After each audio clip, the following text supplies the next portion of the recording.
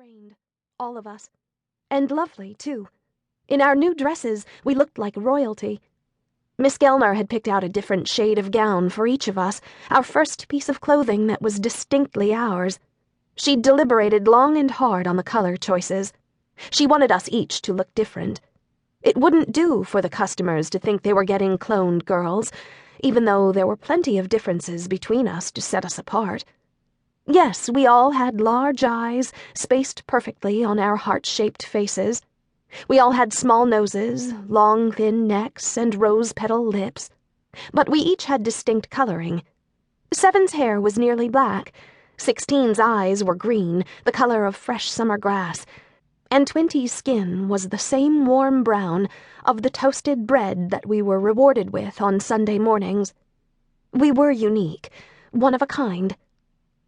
I was happy with the dress Miss Gelner had chosen for me. It was the palest shade of blue, hardly a color at all. These dresses would be the only item that would accompany us to our new homes. Our new owners would provide everything else.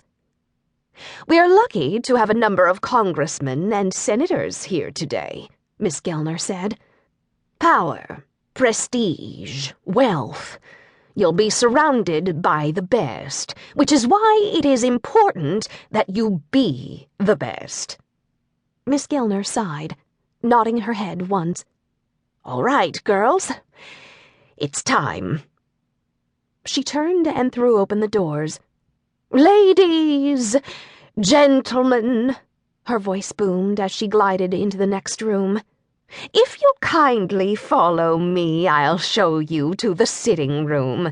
You'll have a chance to look over each of the girls before you make your decision. As I told each of you over the phone, the number on your tag will determine the order of selection."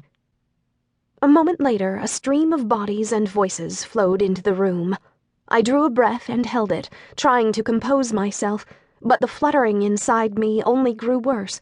My vision blurred as the men and women pressed closer, talking loudly to one another. "Oh my, they're so little," a woman cooed. "They look like 12-year-olds. "I can assure you they're 16, Miss Gelner said. "They're fully grown, all measuring in at exactly 5 feet.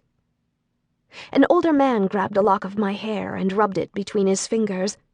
"Like corn silk," he said to the woman next to him. "Did you say you were looking for a blonde or a redhead? This one almost seems like a mix of the two."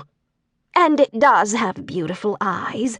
Look, they're practically turquoise," she crooned. "But I was hoping for a real redhead. There's an auburn one over there we should look at." I didn't dare turn my head to watch them walk across the room to look at 10. A middle-aged couple finished looking at 7 and circled to me. I blinked a few times, bringing my vision back into focus as the man's dark eyes skated over me.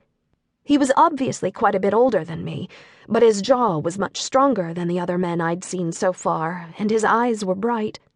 A sprinkling of gray hairs dusted the dark hair at his temples.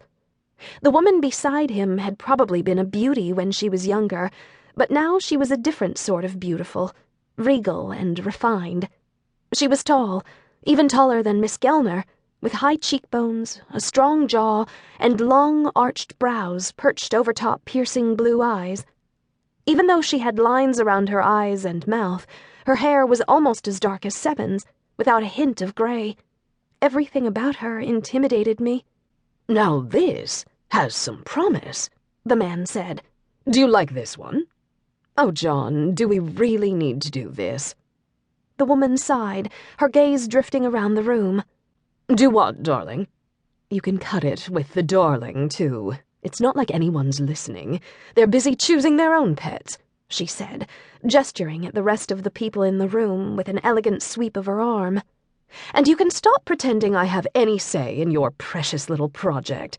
You know I couldn't care less about getting her." Her husband stepped forward, so close their bodies almost touched. "You know how it looks for us not to have one, don't you? After all the time I spent getting this bill to pass, people are saying things. You don't want them to think, whatever you say, dear." She took a step away from him.